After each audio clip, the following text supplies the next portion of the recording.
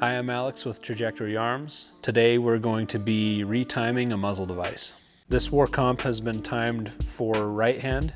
We are going to be correcting that to neutral timing for a little less compensation. The tools that we're going to need are a torque wrench, a muzzle device tool of some type. This one's going to be the war comp tool. We're going to need a die and a brush for cleaning the threads.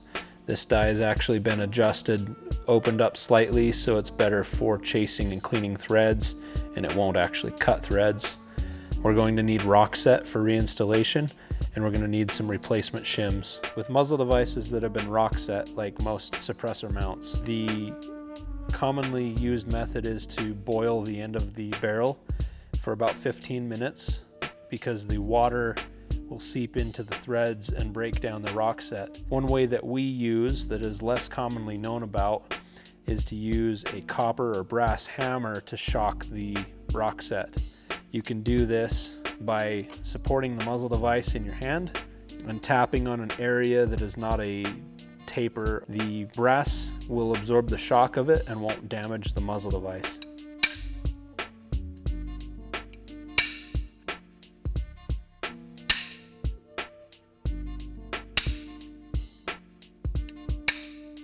The brass marks will typically wipe off later on. What we're going to do is put this onto our reaction rod.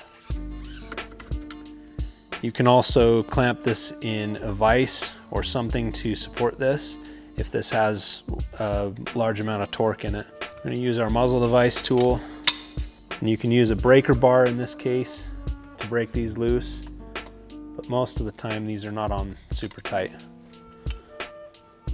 You can see that that shocking it broke it right loose.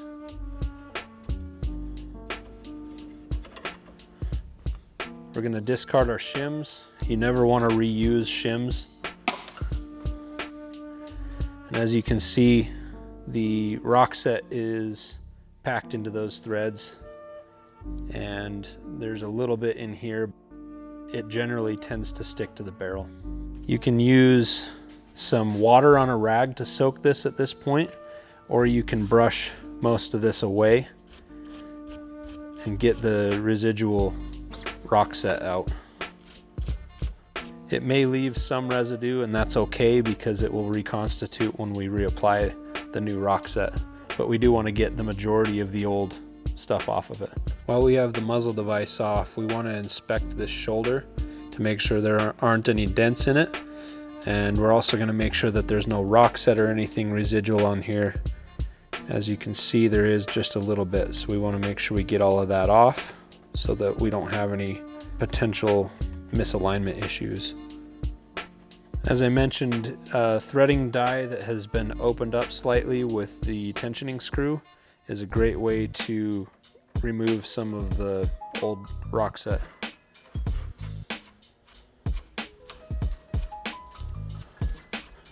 Next thing I'm going to do is degrease and clean up these threads. I'm using some acetone, but you can also use alcohol. I'm also going to clean up the inside of the muzzle device. You can usually just use the rag and a large punch. Finally, if there's any rockset on the back side of this shoulder, we want to knock that off. Usually the easiest way to do this is some fine grit sandpaper on a flat surface. This is some 600 grit sandpaper. We're not going to take a lot off, we're just going to be removing the residual rockset on here.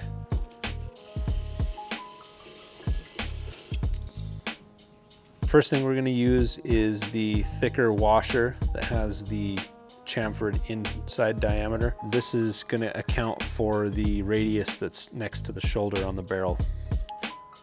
It allows us to get a square seat against the shoulder. The next thing we're going to do is thread the muzzle device on,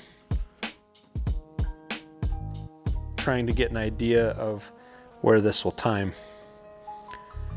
On the war comps, there's a thicker space in between the ports, and that thicker space, if timed at 12 o'clock, will give us neutral porting. Right now we're clocked just a little bit over, And so we're going to use an appropriate stack of shims to get to that. On the Surefire shims, the green ones give you 2/3 rotation. The red ones give you 1/7 rotation, and the thinner ones that have no coloring on them are 1/36. If you're using the thinner ones, you want to try to capture them in between some of the thicker shims, because they'll tear if you have them up against the muzzle device.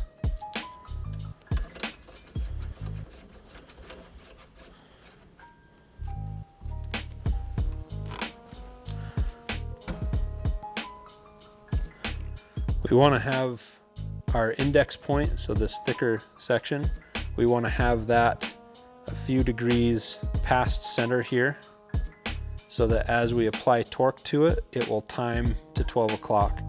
We're going to apply 20 to 30 foot-pounds of torque to this, so that that 12 o'clock position will time within that torque window. Now that this one is timed, we're going to remove it and apply the rockset and give it its final torque. Let's apply the rockset to the muzzle. This is available in our Chem kits. If you're doing a pin and weld, sometimes it's better to apply the rockset inside the muzzle device so that it doesn't get in here where your pin is.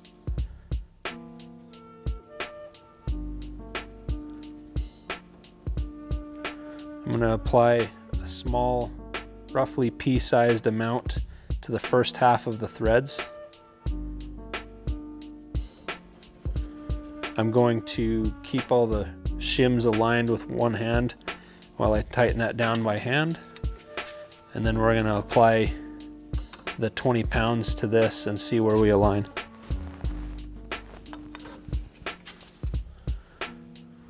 So I've got 20 pounds on it. We're almost there. I'm going to give it about 5 pounds more and it should align perfectly.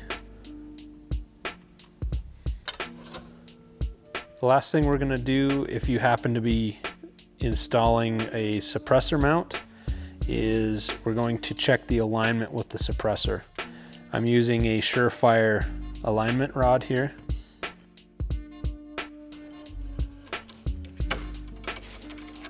I'm going to make sure that this is mounted up nice and tight. Install the alignment rod.